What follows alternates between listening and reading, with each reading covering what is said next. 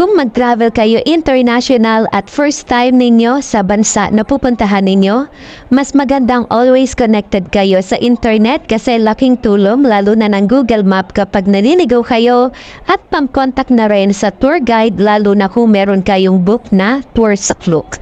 So to stay connected, pwede kayong mag-rent ng pocket wifi or kung naka-dual SIM naman yung phone nyo, mas recommended na bumili na lang kayo ng SIM card.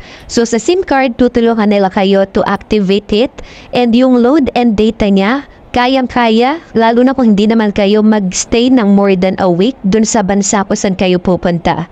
Pag kasi mag-rent pa kayo ng pocket wifi, iisipin pa ninyo baka malobat siya, dagdag space din sa bit-bitin ninyo, at iisipin nyo pa yung pagbalik nun kung bago kayo umalis dun sa bansa na yon at meron din siyang deposit fee.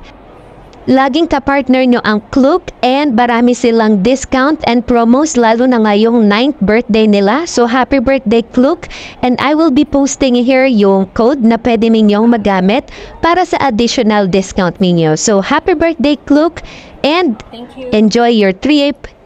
Teka, wait lang ah. Check natin. Okay.